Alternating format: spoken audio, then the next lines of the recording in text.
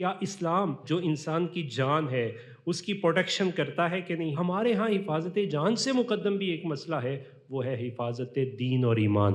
چونکہ دین ایمان بچاتے ہوئے جان بھی چلی جائے تو فزت برب الکعبہ کا نعرہ لگتا ہے کہ جان رہی یا نہیں رہی لیکن ایمان تو باقی بچا ہے۔ تو حفاظت ایمان سب سے مقدم ہے۔ ہمارا دین، ہماری جو ریلیجن ہے اس کی پروٹیکشن ہمیں پوری طرح فراہم کرتا ہے، اور اس پر ہمیں کبھی بھی انفیریورٹی کا شکار نہیں ہونا، کبھی بھی کمپلیکس میں نہیں جانا، بلکہ ہمیشہ ترجیحی بنیادوں پر دین ہی کو مقدم رکھنا ہے۔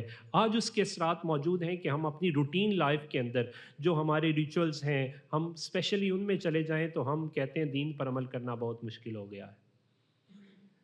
حالانکہ یہ فقط ایک سلوگن ہے، ایک بات ہے، دین ہمیشہ کمفرٹ زون ہی رہا ہے۔ البتہ ہم اس زون سے باہر نکل کر چونکہ بلند پہاڑی کی طرف نہ چڑھنے کے ارادے سے سوچ اور دیکھ رہے ہیں، تو اس وجہ سے ہمارے لیے یہ مسئلہ بہت عجیب ہو چکا ہے۔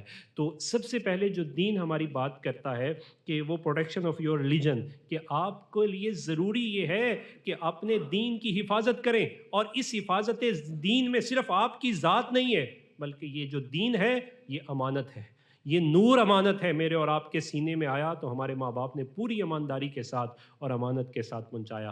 اب میری آپ کی ذمہ داری اور امتحان یہ ہے کہ کیا ہم اپنی آنے والی نسل کی طرف بھی یہ دین منتقل کرتے ہیں کہ نہیں؟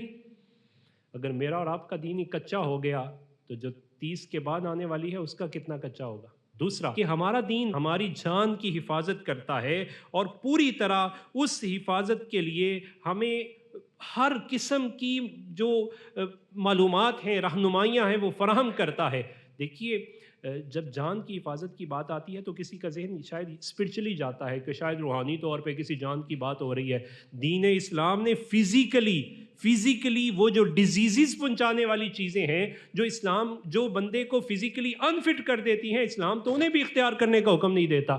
جس چیز کو اسلام نے حلال کیا، قیامت تک اس میں سے خوشبو آتی رہے گی، اور جس کو حرام کیا ہے نا، کوئی الٹی سیدھی جیسی مرضی کلا بازیاں لگا لے، آج نہیں تو کل اس کو پتہ چل ہی جاتا ہے جس کو اسلام نے حرام کیا وہ انسانی جان کے لیے نقصان دہ تھی۔ پھر ہے protection of your mind, protection of your sense, کہ عقل کی حفاظت۔ ہم یہ سمجھتے ہیں کہ شاید ماڈرن ایجوکیشن کا لیبل لگے گا تو عقل کی حفاظت ہوگی۔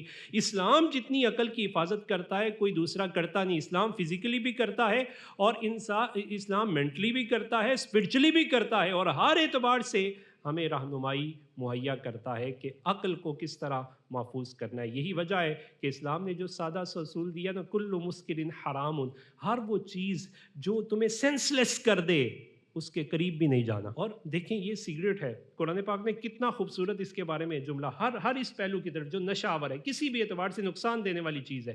یا ایھا الذین آمنوا، اے ایمان والو، اپنے آپ کو اپنے ہاتھوں سے ہلاکت میں نہ ڈالو، کہ اپنے ہاتھ سے اپنے منہ میں وہ چیز لے کے جا رہے ہو جو تمہاری فزیکلی موومنٹ کو بھی ڈسٹرب کر دے گی، تمہاری مینٹل اپروچ کو بھی ڈسٹرب کر دے گی، ذہنی صلاحیتیں بھی برباد کرے گی، اور جو ظاہری صلاحیتیں انہیں بھی نقصان دے گی۔ ہر چیز کے بارے میں یہ کلیہ ضابطہ سادہ سا دے دیا قرآن مجید فرقان حمید